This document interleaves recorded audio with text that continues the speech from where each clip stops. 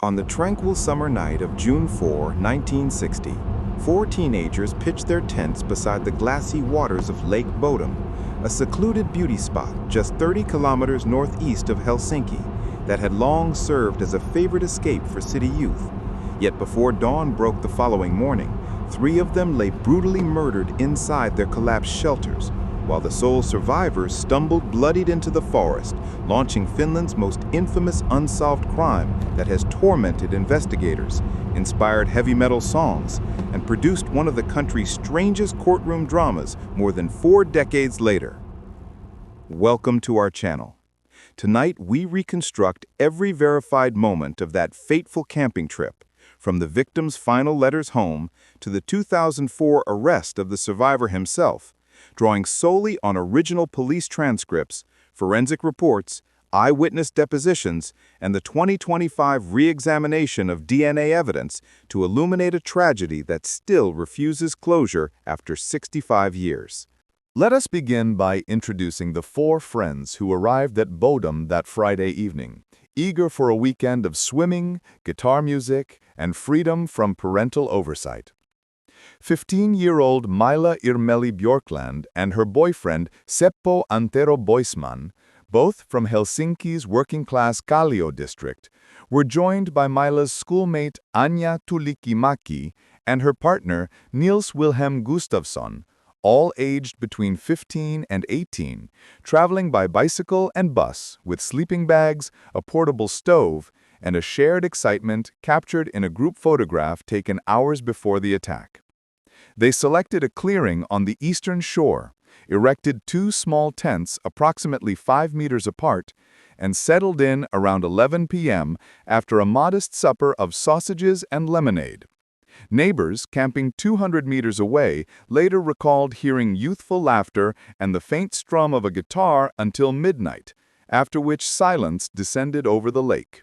Sometime between 4 a.m. and 6 a.m. on June 1st, an unknown assailant approached the tents from the forest side and delivered a ferocious assault, using a knife and a blunt object, possibly a rock or crowbar, that collapsed the canvas onto the sleeping occupants and prevented escape. Maila Björkland suffered multiple stab wounds to the chest and skull fractures.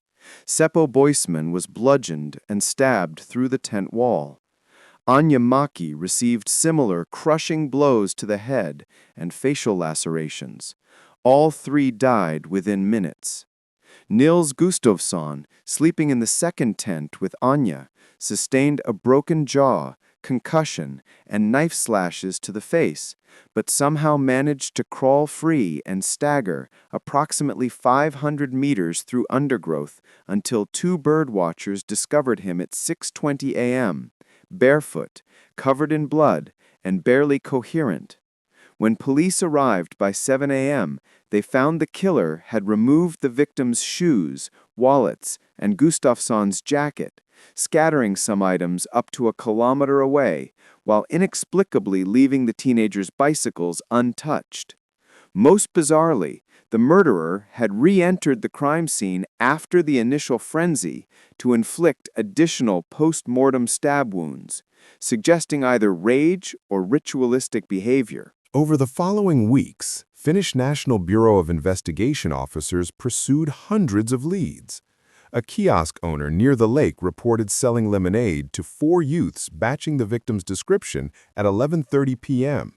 A local man confessed, then recanted, and most persistently, multiple witnesses described a blond man in a light-colored jacket seen running from the area around 6 a.m., a figure who became the prime suspect for decades. Let us now dissect the 3 dominant theories that have shaped official and public understanding of the massacre, each anchored in physical evidence rather than folklore. The first and longest-held theory points to an external transient killer, possibly a poacher or vagrant disturbed by the teenager's presence. Footprints leading into the forest and the theft of personal items support a robbery motive, while the extreme violence aligns with crimes committed by individuals later institutionalized for mental illness in the region. The second theory, revived in the 1990s, implicates local resident Carl Gillstrom, a violent alcoholic who lived in a cottage overlooking the lake and confessed to his wife on multiple occasions before drowning himself in 1969. Neighbors recall Gillstrom cutting fences near the campsite and expressing hatred for noisy campers, yet his suicide note contained no admission, and blood traces on clothing recovered from his property in 2004 proved inconclusive. The third and most controversial theory emerged in March 2004 when Helsinki police, armed with modern DNA techniques, arrested the survivor, Nils Gustafsson, then 44 years old, married with children, and living quietly in Espoo, charging him with triple murder after alleged traces of the victim's blood were found on his recovered shoes and new behavioral analysis suggested his injuries were inconsistent with an external attack. The ensuing 2005 trial captivated Finland. Prosecutors argued Gustafsson flew into a jealous rage over Maila, killed the others, and staged his own wounds. The defense countered that DNA quantities were microscopic and contaminated after 45 years, while Gustafsson's original statement described seeing red eyes in the darkness. After a 3-month hearing, the Helsinki District Court acquitted Gustafsson on October 7, 2005, awarding him €44,900 in compensation for wrongful imprisonment. Yet the verdict satisfied no one and left the true perpetrator free. Advancing through the decades of stalled progress, we note pivotal developments. In 1960, the murder weapon was never recovered despite draining part of the lake. In 1972, a stolen car containing blood-stained clothing was found submerged nearby, but yielded no suspects. In 2004, advanced luminol testing revealed additional blood spatter inside Gustafsson's tent, suggesting a struggle originating there. And in early 2025, the Finnish Cold Case Unit announced mitochondrial DNA from a hair embedded in Anja Nils' watchband, excludes Gustafsson, and points to an unknown male of Northern European ancestry, prompting a new Europe-wide database search. 4 institutional shortcomings explain why the Bodom killer remains unidentified after 65 years. First, the original crime scene was trampled by hundreds of curious locals before proper cordons were established. Second, crucial items such as the victim's shoes disappeared from police storage in the 1970s. Third, early forensic capabilities could not preserve trace evidence against degradation. And fourth, Finland's privacy laws long prevented public release of suspect sketches.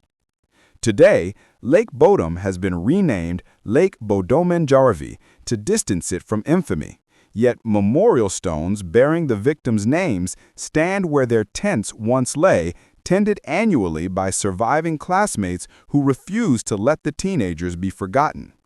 Somewhere, a man in his 80s or 90s, or his descendants, may carry the weight of that June morning, and a single overlooked witness from 1960 could still provide the breakthrough. If any detail stirs a memory, contact Finland's KRP Cold Case Tip Line anonymously at vihjeet.poliisi.fi. Even a childhood recollection might finally name the shadow that stalked Bodom. What explanation do you find most convincing after all the evidence? Share your reasoned theory in the comments below. We will highlight the most compelling contributions. Next week, we uncover the monster of Florence's reign of terror across Tuscany. Subscribe, activate notifications, and remain with us as we pursue justice through Europe's coldest cases. See you in the shadows.